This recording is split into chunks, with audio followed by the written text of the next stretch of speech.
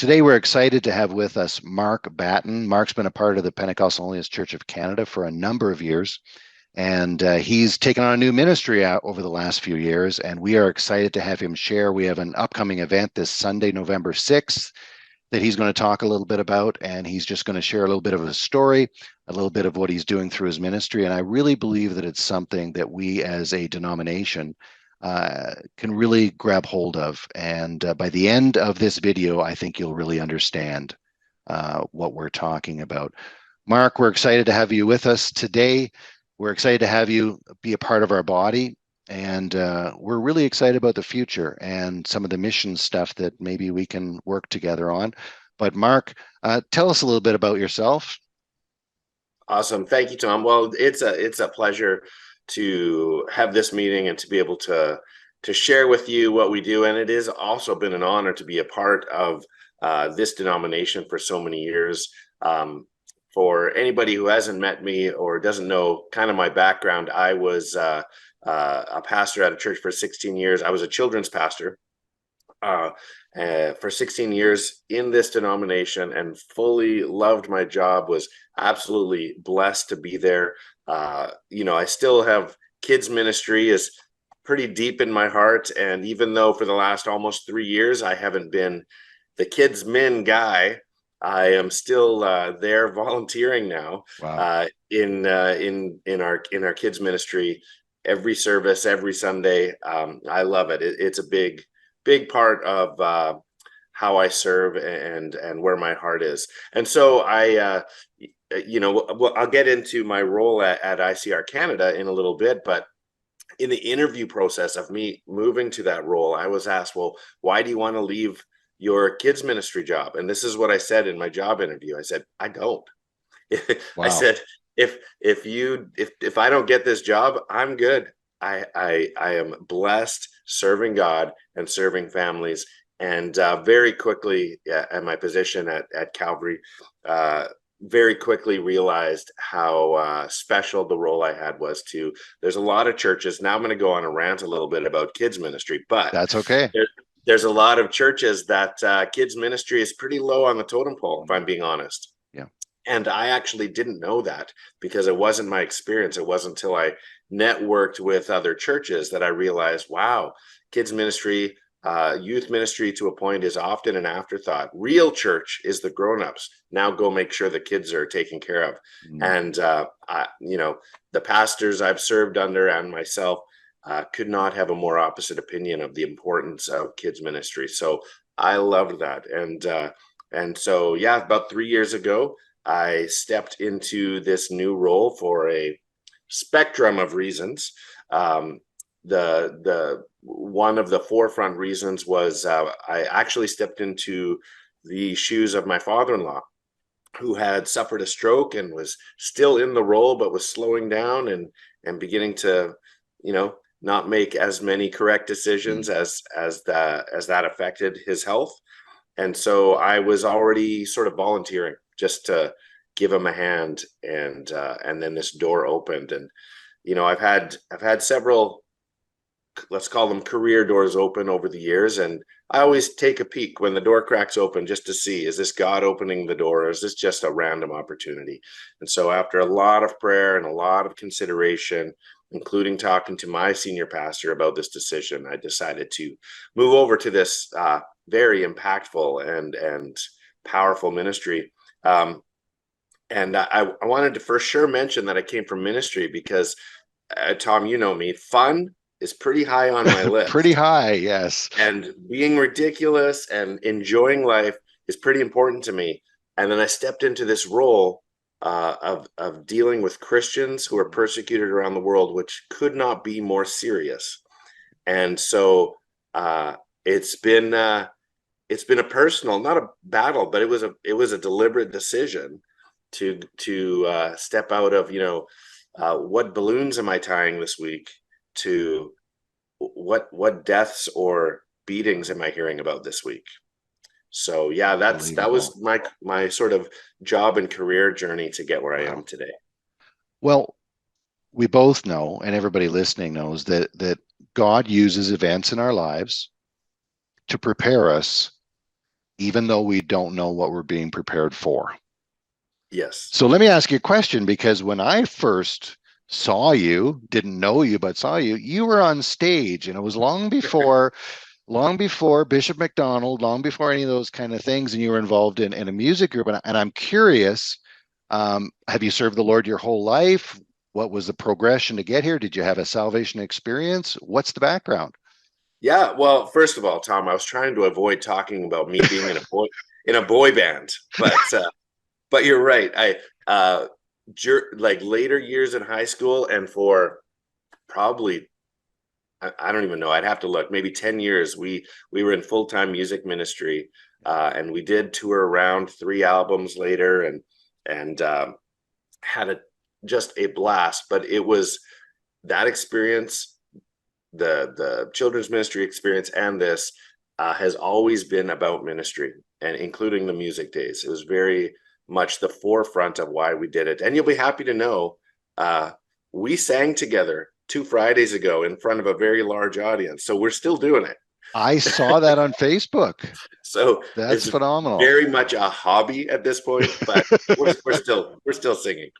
But no, my walk with the Lord, I'm very blessed to say that I grew up in a solid Christian home with solid Christian parents who loved the Lord with their whole hearts, and was very much a part of our everyday, and has definitely made me who I am today, and has grounded, if nothing else, my faith in our Lord Jesus. Of course, I have my conversion story, if you want to call it that, it was a childhood conversion. So anybody who grows up in the church and has that sort of experience most likely also follows it up with their journey of making that decision as a young adult or adult. And so, through my childhood and teen years and even young adult years, I would have these conversations with God and just go, I'm saved, right? Like, I never had this horrible, drug addicted filled testimony where I was changed overnight. I've kind of felt like I've always tried to put God first, but I did go down where I wanted to know for myself. And some of that was through just the studying of other religions. Not that I was looking, I just wanted to know that what I believed was what I should believe. Wow, that's And good. so I can tell you hours of as I'm sure many of us could, of why we believe God the way we do, and why we put our full faith and trust in Jesus the way we do. But the number one thing for me that solidified my own faith was that there is not another religion on the planet that uh, that isn't about saving yourself, about doing more good than bad to save yourself. It's always about what you can do, and that was, even though I was raised in it, that was the clincher, that there's nothing we can do but by the death and resurrection of Jesus Christ and what he did for us. It's the only this is a funny way to put it, but it's the only fair religion, Wow, that it doesn't matter who you are, doesn't matter your abilities or how much you've done or how little you've done, doesn't matter. that's For awesome. some people it knocks us down a peg, for other people it lifts them up. We are on the same level playing field, because it is not by our good deeds, but by God's love for us and the death of Jesus Christ. So yeah, I've had that as my DNA for so long. Well, I got to tell you, for an observer, first of all, I got to tell everybody, Mark really was in a real group. Like, this Yeah. isn't the typical, oh yeah, I sang in the church choir kind of thing. Like, you guys were super successful. Like, that's a whole other story that we won't get into. I'm sure there was all kinds of challenges with that, and all kinds of doors and areas you could have went into, but it seems that God has kept you down this path. So you go from parachute pants to, Wow. I've seen pictures, my friend. You're absolutely right. Parachute pants and the Running Man. That was us. From that to children's ministry. Now, I have to admit, I can see that transition. Right. I can see some of that. But here we are today, and you're with ICR. Tell us what ICR is all about. Thank you. Well, ICR, first of all, stands for International Christian Response. And the core of what we do is reach out to Christians around the world for us in around, I think it's 44 countries right now, Oh, who are persecuted because of their faith. Now, there's a lot of tragedies in the world with varying degrees of reasons, but we are seeking and finding and helping those who are persecuted because they believe in Jesus. So if you wanted to remove religion, it's persecution just because of what they think. But for us, it's because they have this faith in Jesus and refuse to give up that we reach out and do that. Now, we do that through a variety of ways. Sometimes it does look like a humanitarian effort where we're bringing clean water into somewhere or providing food. But it's very much reaching into a community that does not have those things because of their beliefs, not because it's not available. Other times, persecution ranges so much from just internal family discrimination because the community believes something different in a more religious community around the world, where they're ostracized, or it's a little harder to get a job, or they'll never make as much as their neighbors. And obviously that goes all the way to what we see the news. And sadly, rarely, a lot of it doesn't make the news, as bad as it is.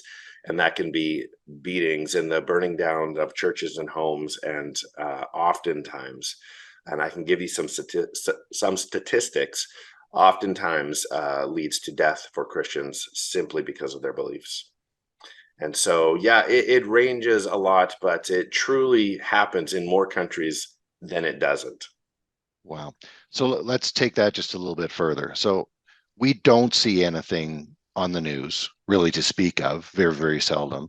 Uh, we don't see anything really much in the media at all. And what you're saying right now is that here we are in 2022, and persecution of believers, persecution of Christians is not just something that took place decades and hundreds of years ago, but you're telling me the persecution is still happening today.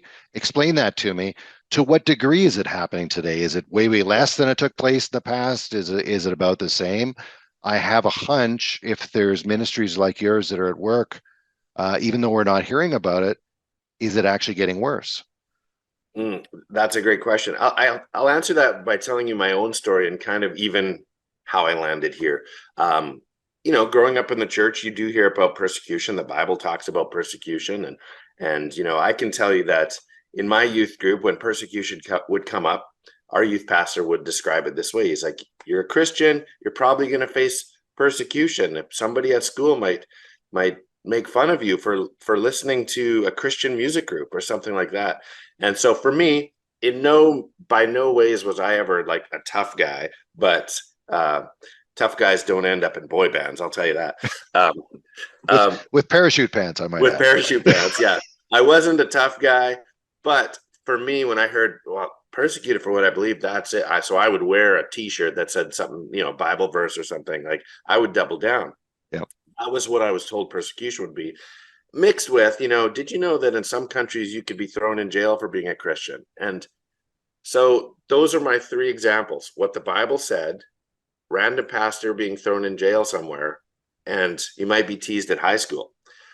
So it didn't mean a lot to me, if I'm being honest. I knew it was out there, but I thought it was either minimal, because being teased in high school is going to happen no matter what, or I thought it was ancient because it's in the Bible, or I thought it was random, the single pastor that was thrown in prison for trying to conduct a church service. My mind was blown wide open when I realized that. I mean, the numbers can vary. When you could probably Google it and find varying statistics about it, but probably a safe answer with regards to severe persecution would be globally 1 in 8 Christians are under severe Wow. persecution. Now, that's a Severe. severe, so not, hard to get a job, Yeah. severe beatings, kidnappings, and the rapes and imprisonment. And so obviously that's not the case in North America. I'm not saying there's no persecution in North America, but it's minimal to none at all. But if we were to spread that around the world, would our opinion about persecution change if 1 in 8 of us were thrown in prison or dragged out of our homes. And so it was those kinds of numbers that I said, wait a minute, where and how, what, and the story that changed everything for me. I was a pastor at the time, so it hit a little closer to home. But I wish I could remember which country it was in, but this pastor and his family were dragged out of their home by a mob in the middle of the night. And they said to him, you stop pastoring your church or we'll kill your wife and children tonight. And they weren't even asking him to renounce his faith. They said, stop pastoring. And he refused, and they indeed killed his wife and children right in front of him, burned down his home, and marched away. And I just sat there thinking about that story. And that's only one case, but I'm like, okay, I'm a pastor. If I was asked to stop doing kids ministry or my wife and children, I'm like, what kind of calling on that guy's life was there? Because I wouldn't have been there. I would have gotten a job at 7-Eleven. I'd been done. And I just thought, wow, what degree of calling was on his life? And I can tell you, I mean, it's been a couple of years now. I can tell you that church is still going. And and God has brought people into that man's life and has grown a church in spite of all those things that have happened. But I thought, what we have no idea the level of commitment that people have to God around the world. And I wonder, it made me question my faith. Am I too weak for that? Obviously, as we move into that deeper, the degree of persecution, like I said, I'll give you another example because it does vary from country to country. Sometimes it's politics where, whether it's a communistic or a dictatorship where there's no religion, period. That's their goal, is to have no religion at all. Or is it the conflict between one religion and another? They come out in different ways. So under a dictatorship and there's no religion, it usually ends up being thrown in prison or shut down or that kind of thing. When there's conflict, it ends up being quite violent. So I'll give you a story from Pakistan that I think I can share quite openly. Because it's a pattern. It happens all the time with Christian families. And there was I'll even use a name in this case.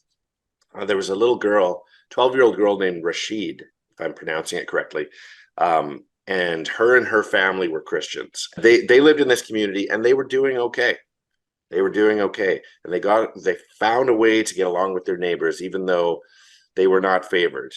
Living as a Christian was not exactly a safe or exciting thing. But their neighbor showed kindness and offered Rashid a job at his hair salon. And so the two fathers communicated, and Rashid went and worked there, and they showed kindness. And here's another religion reaching out to just go, we can get along. After I think a few months of her working at the hair salon, she didn't come home one day. And so they called the authorities, like the police were involved, neighbors, every search party, the whole 9 yards to find this girl. Completely disappeared. After about 6 weeks, the hair salon owner shows up with Rashid and says, I have her. She has willingly converted and we are now married. And so this 12-year-old Christian girl is now married to this man. And this is a pattern. They target Christian families, specifically young girls, to do this to because there's no consequence.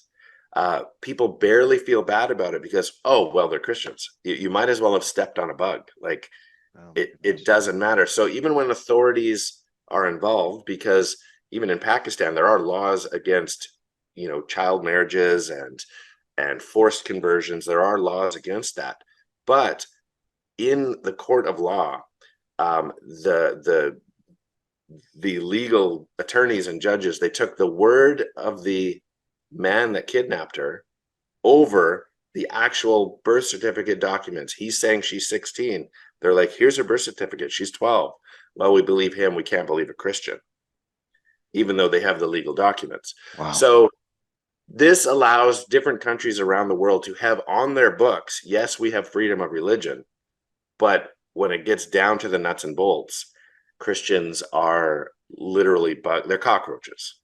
And that's somewhere in the middle, because that becomes a legal thing, and then it goes up from there where it's public beatings or killings for being a Christian, and means nothing to those doing it. No consequence, no problem. And in the more severe countries, which you could probably name yourself just by watching the news, Christians are hunted. Like, they're trying to be eliminated completely. And so I'll tell you one thing. Here's the silver lining, if you can even call it that. Where the worse the persecution is in any given country, the more the church is growing.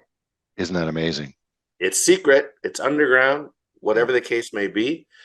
But, I've never prayed this prayer, but I've heard people pray for persecution here. I've never prayed this prayer. I don't want it. But I've heard people pray for persecution here, that we might find a more solid, more committed, deeper faith with the Lord, because that's what it brings. That's what grows the church oftentimes. That is, I'm sure, well, we both know, is a very good prayer. But a very, very intimidating one to pray. Yeah. So one of the problems that we have here is that here we are sitting in cushy North America. As you said, that there's not a lot of persecution. We can't relate to this kind of persecution. This Sunday, November 6th, is International Day of Prayer for the Persecuted Church. So Mark, how could Christians in North America, how could our churches get involved on November 6th? And what would you suggest they do? Well, first of all, we use this day to create awareness. And what happens is ICR is not the only ministry that focuses on persecuted Christians. And an amazing thing happens when it comes to, we refer to as IDOP, International Day of Prayer for the Persecuted Church. When it comes to IDOP, an amazing thing happens where all these ministries come together, and we're like, this is not about your ministry, my ministry, or that ministry. This is about the persecuted Christians. And how can we come together just to create awareness? Because more Christians than not were like how I was, where it was either a thing of the past or it's minimal around the world. It's just an unawareness of what's going on. And if we truly believe, which I think we do, that any Christian anywhere in any condition is our brother and our sister, well, if we were a family of 8 and one of us, 1 in 8, if one of us had been killed or beaten, we would be losing our minds over it. Yeah. And so IDOP is all about awareness through prayer. So if nothing else, pray for our brothers and sisters. And I'll tell you this, any of the Christians that we talk to anywhere in the world, rarely do they ask for money. Now, my job is really to raise funds, if I'm being upfront, is to raise funds so that we can make a difference in these Christians' lives. But rarely do they ask for it, but they do ask for prayer. Would North Americans please pray for us? Pray. They believe in prayer, I think, more than we do, because there is no barrier. There's distance and oceans don't separate the power of prayer that can, impact their lives. And so we want this day to be taken very seriously, and hopefully becomes not just a day that, make praying for our persecuted brothers and sisters a part of your regular prayer habits. Talk about it. It's not hard to find the information, but the mainstream media is not bringing it to us. So think about it, pray for them like they are our family, because they are. Well, we as a denomination, we are committed to partner with you in the future, and we're very, very excited about that. We do have some information, we'll get more, but we're going to add some things to our website, phccministries.ca, that will enable people to find you that way. But Mark, what's your website for your ministry? You can go to icrcanada.ca. This is funny timing because it's under construction right now. So wait a couple of days. You will get there. You'll see something. we didn't disable the donate now button. Good, good.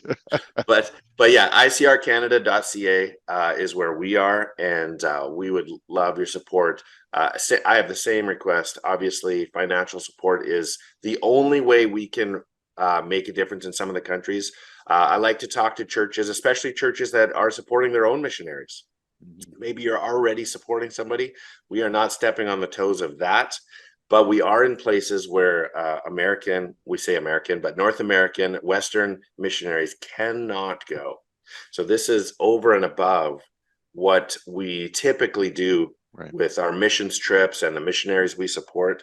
We're in places where we can't send people. The only way we can do it is honestly through finances and supporting the pastors who, in the midst of terrible conditions where people are trying to flee, they choose to stay. And so, through planting churches, through supporting those pastors who otherwise may not even have an income, and it sounds like, oh, we're just paying pastors. You got to realize that some of these people live on $8 a month. Like Right. it doesn't take a lot to support a pastor or a church plant. And so yeah, that's the really what we're doing and how we do it. That's probably, if you were to say, how do you help persecuted Christians, probably the number one answer is church planting. Right. Because when you build communities, when you watch church grows, it changes the lives. And I'll tell you this too, is we might be trying to reach the lost and share the gospel, but that changes entire communities. It changes their economy, it changes their health, changes their medical systems, because the love of Jesus is shown through the church. Amen. Mark, we love you. We appreciate all that you're doing. We are very, very excited about the future. When you and I met for coffee back a little while ago, and you were sharing some things with me about the persecuted church, right away, I just knew in my heart, this is something we have to get involved in. We have to do what we can. And so thank you for being a part of us. I know you've been a part of our denomination for many, many years, and we both have a close connection to the late Bishop MacDonald, who we both loved Yes, very, very dearly. So we kind of have that. So we're brothers under him, so to speak. that's right. But we are very, very excited for what God is doing. We're excited for the future, and we are excited to partner with you. I believe you'll get many, many more opportunities to share what God is doing through our conferences and all those kind of things. But again, everybody's watching this. Some of you may not see it till after November 6th. There'll be an International Day of Prayer next year as well, but every day could be an International Day of Prayer. As you mentioned, That's right. going forward, what can we do?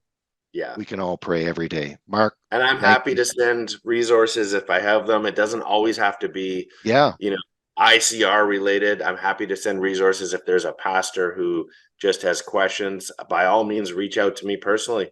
If you're a pastor that has questions or wants information, or yeah, yeah, however I can help. yeah. I think the need is great, and I think it should be on the front burner, not the back.